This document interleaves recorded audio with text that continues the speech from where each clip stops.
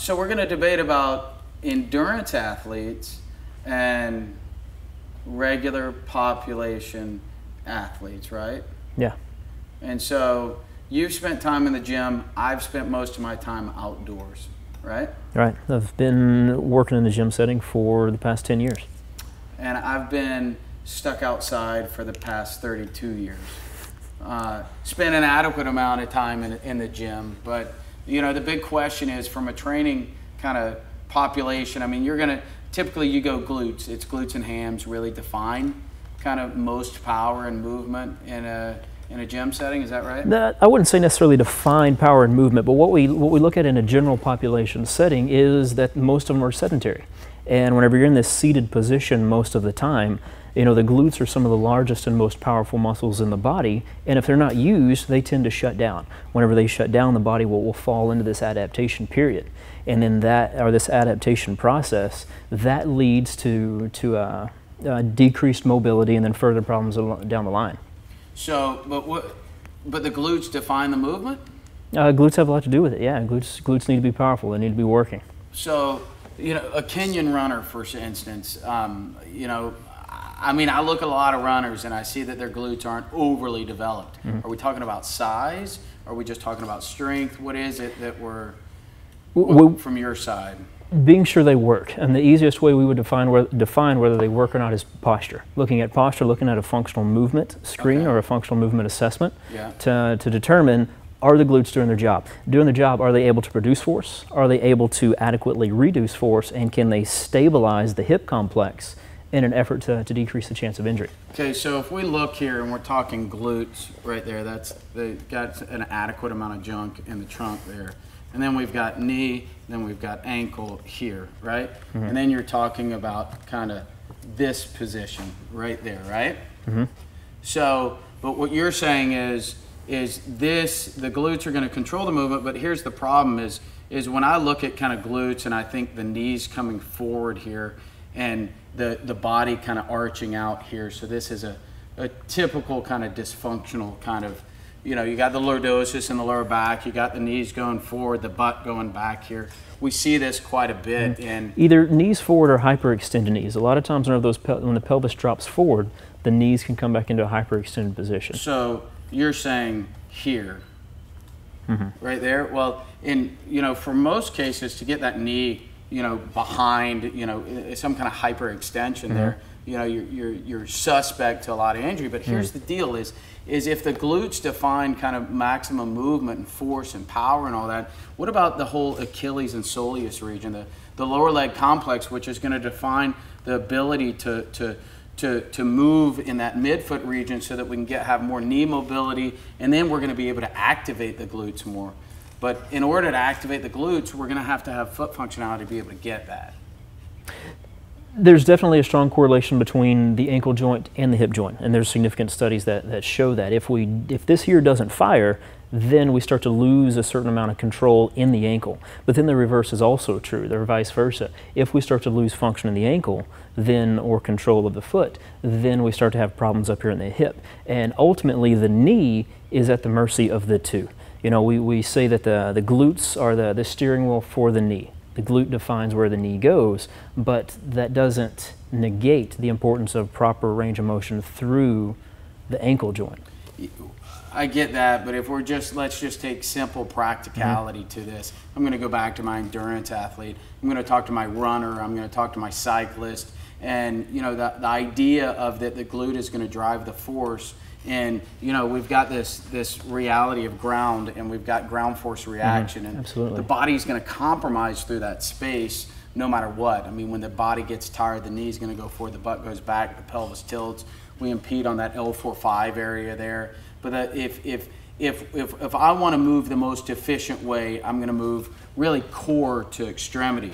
If I think about if I'm going to move in the most efficient manner, it's almost like a bow and arrow. I'm gonna create a bow and arrow with that torso to allow the body to thrust forward and be the most efficient. Now the glutes at that point don't have any involvement. Now if I want to lift up and down, if I want to go with this position here and I put some weight above the body there, then I've got to really compress the fulcrums and the levers in a way that's going to allow those glutes to be activated in the posterior chain, right? Yeah, very true. The other thing to keep in mind, though, is we don't just move through that sagittal plane. I mean, our body, it's amazing to me, but we generate forces out of the frontal and the transverse plane in order to get that bow and arrow effect.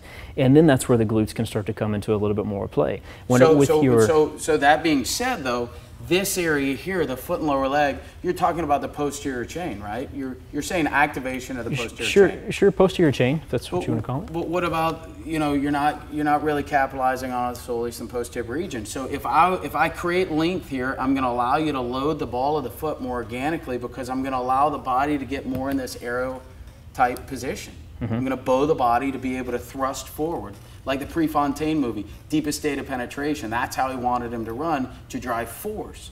So my question is mobility in the posterior lower leg more important for movement than the glutes, if we're talking about moving forward? I think that's a great question. I think you need them both. You have to have mobility here. I agree with that, but then we have to have force generation out of that. It has to be able to, every time this foot strikes the ground, we see that part of the glutes is going to control that subtalar joint. So whenever that foot strikes the ground, then if we don't have activation in the glute the right way, that foot's going to roll too far in. We're going to get prolonged contact with the ground, which, as you know, increases your chance of injury. Yeah, but you're talking about, once again, a sedentary person or somebody that's not as active. If I take an endurance athlete, they're going to really rotate the legs outward. They're going to be on the lateral side of the foot. They're going to have a really rigid foot because the soleus post-tib, you know, the post-tib connects right in the arch of the foot. It's going to pull up. It's going to pull the legs out to the side. So once again, as the legs kind of move out, you load the peroneals, then of course the glutes are going to be able to counteract, you know, the weight distribution, all that. But the big thing that I think that I want people to understand is no matter what, foot functionality is really the key. Absolutely. Because if you don't have that, then obviously your biomechanics are going to compromise. And when they compromise, then it's a matter of, you know, how am I going to fall? What is the fall that I'm going to take that's not going to allow me to do what I love to do? But if we have foot functionality, we're going to be able to get more range of motion in the knee, and we're going to be able to get more range of motion in the hips. As long as we have foot functionality. Because it's going to allow us to load in the forefoot. But if the soleus, if the gastroc, if they're shortened, that just means we're going to be forced to load the heel because there's no distance here. If I come here and I just think about this, if the insertion points are there and I'm bound through here, then I'm not going to really be able to load here organically up into the forefoot. The knee's going to have to go forward, forcing this to lengthen, and then I'm going to end up having foot issues. If it's shortened, how does the knee go forward? Well, it goes basically off of an eccentric movement. It doesn't have the link, but it has to find that range of motion. So then it's going to pull from those insertion points, and then you're going to traumatize the bottom of the foot. So there's so many different issues. And think about it. How many products do they sell for the butt? How many products do they sell for the foot? That is a good point. So if I raise the heel of the foot, I'm going to allow this to shorten, and then I'm going to really reduce the wear and tear so you would perceive up into the knees and up into the hips. So the idea is that we have to create the length through here.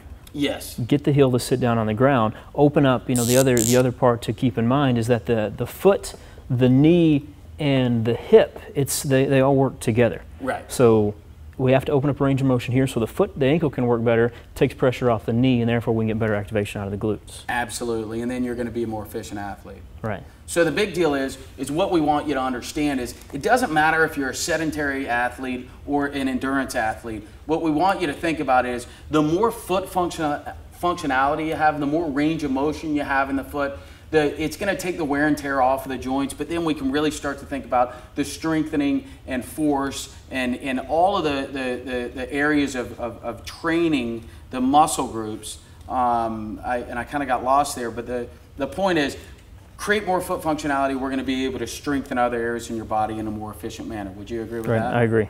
So the big deal is, once again, he's taking the gym side, I'm taking the endurance side. I just want to keep people moving. You want to strengthen people. If we can get those two together, then guess what? We're going to have a stronger, more efficient athlete that at the end of the day, they're going to keep doing what they love to do, right? Right, I agree. Perfect. So that's our first time at our little think tank here at Trigger Point. We got more to come, so check in with us later in the week or next week, and we'll have more for you. Thanks. I'm Cassidy Phillips and Kyle, and we've enjoyed being with you. Thanks.